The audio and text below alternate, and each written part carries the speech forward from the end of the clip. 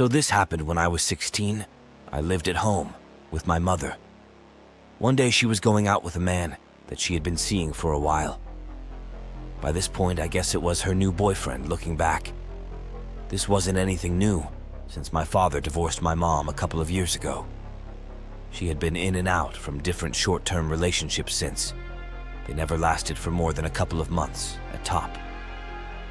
I guess that she was trying to replace him, wasn't used to being single. After all, they had been married since before I was even born. So being alone was nothing unusual for me at this point, to be honest.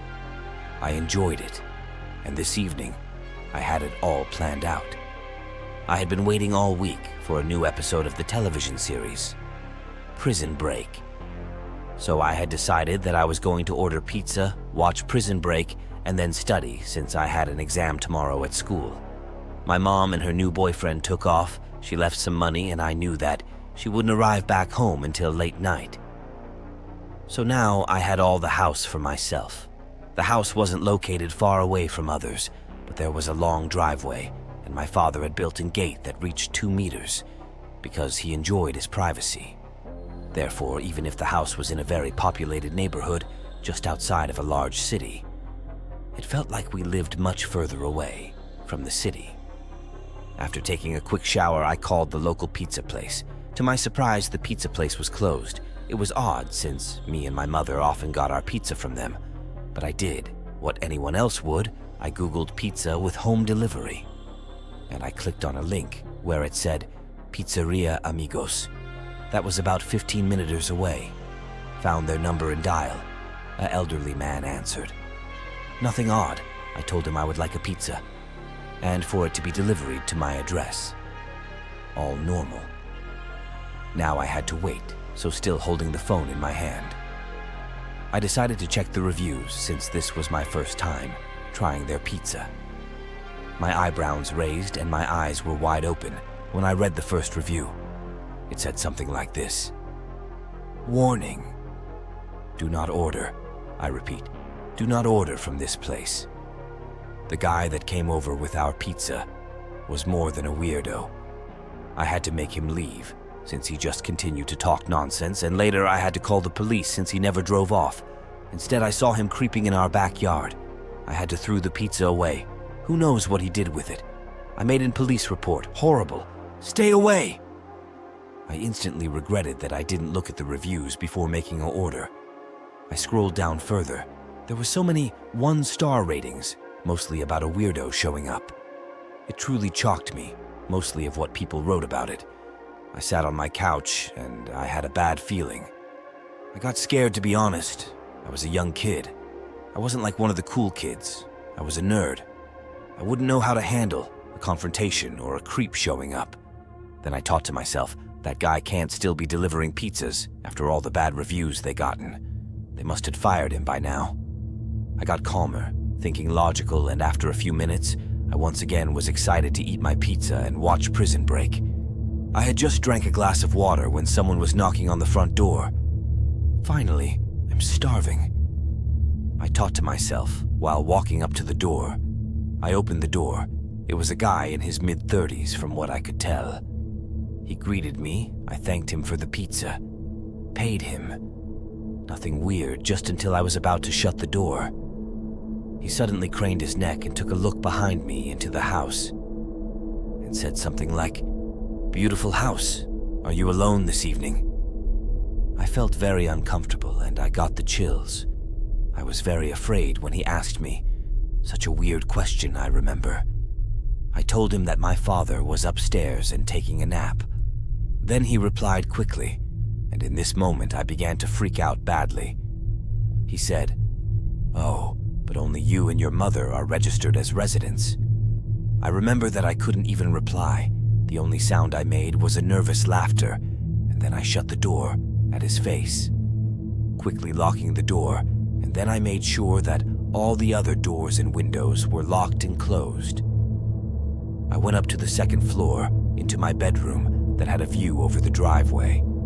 I made sure the lights were off so that it would be difficult seeing in. That bad gut feeling I had got so much worse. I felt sick, when I saw him just standing beside his work car, looking straight up to the window where I stood. He stood completely still. I moved away quickly from the window. Went downstairs again, took my phone, and called my mom. She picked up. I told her everything. About the reviews, that the guy hadn't left, that he stood outside of the house just staring. I remember how she began to laugh. It was clear that she had been drinking. I got upset and hanged up the call. Went to the kitchen, took a large chef knife, and once again, I went upstairs to see if he had left. I looked at the driveway, which was now empty, and I felt such relief. I even thanked God. What a relief. When I went back downstairs, the pizza was cold, and Prison Break had been running for a while on the TV, so I decided not to watch it. Instead, I opened the front door and peered outside. Nothing. I once again felt that I was starving and not eating anything that day. I took a slice of the cold pizza and a glass of Coca-Cola. I sat down on the couch, watching something else on TV instead. I began to feel relaxed after a while and didn't try to think about what had just happened. I think it was like 20 minutes later. While sitting on the couch, I began to feel really, really weird. It was difficult to stay awake, and I felt very calm. This was not normal. I knew that something was not right. I was getting afraid, but still, I felt so relaxed and calm. Then it hit me, that review I first read, about that unhappy customer who decided to throw the pizza away because of that creep. I was sure it was the same creep that I just had an experience with. My thoughts began to think about every scenario possible. But one thought in particular, what if he polished my pizza? What if? What if? All of a sudden, my phone rang. It was my mother. She wanted to check on me. I told her more about the guy and that I could now barely keep my eyes open. I feel really off. I began to talk like I was very drunk. At this point, I was fighting to keep my eyes open. I could sense something was very wrong. I was very afraid that I felt so weird and didn't know why. I dropped the phone, because in front of me, there was a man looking straight at me. I could see that it was the delivery man from earlier, behind one of the living room windows. His pale white face distorted my vision. He was laughing. I took up the phone from the floor, but I didn't know what to say. I could hear my mom calling my name. I was almost frozen, and inside I was panicking. I didn't have to say anything because the next thing that happened was that the man broke the window with something he was holding. I screamed, and the phone dropped to the floor once again. I ran upstairs, into my bedroom, and locked the door behind me. Instantly, I realized. The phone is downstairs, so without thinking, I opened my bedroom door and went slowly back to the stairs.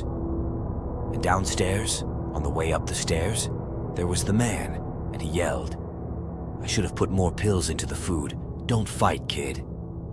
As he stood still, finishing his sentence, I just stood there while I was backing up.